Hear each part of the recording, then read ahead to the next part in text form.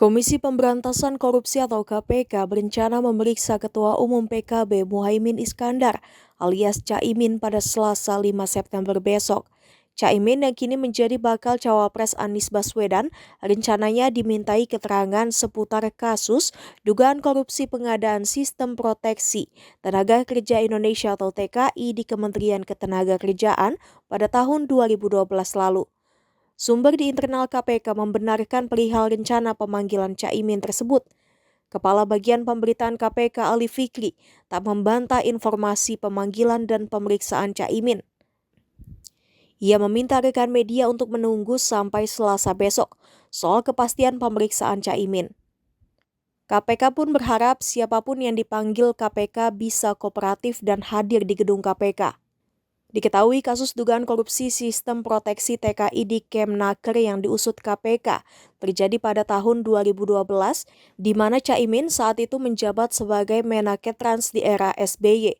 Direktur Penyidik KPK Brigjen Asep Guntur Rahayu sebelumnya menyatakan KPK membuka kemungkinan pemeriksaan sejumlah pejabat Kemnakertrans pada waktu tersebut sebagai saksi dalam proses penyidikan. Nah ini kan, gini.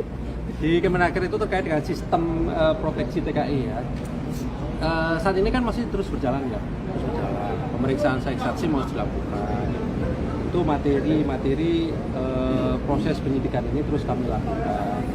Kemarin dan hari ini juga kami memanggil saksi-saksi. Jadi kami sih berharap teman-teman tidak masuk ke materinya gitu. Karena nanti kalau masuk materinya mengganggu proses penyidikan yang sedang kami lakukan gitu ya. Tapi yang pasti bahwa betul ada tersangkanya ya kami sudah sampaikan. Terkait dengan apa pengadaan barang jasa tadi sistem proteksi TKI gitu. Tahunnya berapa nanti kami terus gali dulu ke proses penyidikan itu. Yang diperiksa itu tahun 2012, Ketua Panitia Pengadaan 2012. Ya nanti artinya kan begini, proses itu kan terus berjalan, sehingga tidak bisa kami tentukan kami tutup dalam tahun tertentu misalnya. Nah, itu kan. Ya nanti kami akan sampaikan ketika kami umumkan tersangka kan konstruksinya gitu nanti akan disampaikan. Mas, hari ini kan di periksaan Sulistyowati itu yang merupakan ketua dari lelang yang menyatakan bahwa sebenarnya ada perintah untuk menunjuk beberapa perusahaan dan itu terjadi di area tahun 2015. Nah itu apa materi pemeriksaan apa memang dikonfirmasi sebagai adanya penunjukan sebuah perusahaan dalam pengadaan proteksi TKI? Ya, jadi kan begini ya, pengadaan barang dan jasa itu kan pasal 2, pasal 3. Unsurnya kan setiap orang melawan hukum, menguntungkan dirinya dan orang lain sehingga menimbulkan kerugian keuangan. Jadi dari 4 unsur itulah yang digali dari setiap saksi.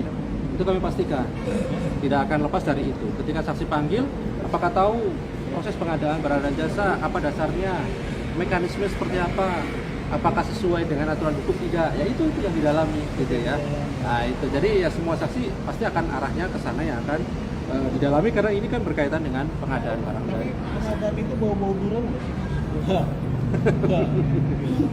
Yang pasti ketika naik proses penyidikan maka unsurnya terpenuhi setidaknya sebagai bukti permulaannya adalah setiap orangnya terpenuhi, melawan hukumnya ada, merugikan keuangan negaranya ada, menguntungkan dirinya ataupun orang lain itu ada. Nah itu Mas Mario, sehingga itu yang menjadi dasar kami melanjutkan proses penyidikan yang sedang kami lakukan. Ini kan sudah cukup banyak saksi yang dikonfirmasi terkait pengadaan proteksi TKI di Kemenaker. Ada kemungkinan nggak untuk memanggil pengguna anggaran yang bertanggung jawab dalam mengucurkan pengadaan tersebut? Iya, jadi kan begini, membuktikan unsur-unsur pasal itu pasti dari dulu kemudian juga akan dikonfirmasi sebagai saksi sehingga menjadi utuh sebuah satu konstruksi pengadaan barang dan jasa. Itu prinsipnya seperti itu, Mas Wado. Jadi tidak kemudian hanya berdasarkan informasi dari panitianya saja misalnya, tetapi dari proses-proses awal sampai akhir itu pasti nanti akan didalami dan ditanyakan pada saksi yang dipanggil oleh tim penyidikan. Tapi sekali lagi materinya tidak akan pernah kami sampaikan karena sekali lagi itu mengganggu proses penyidikan.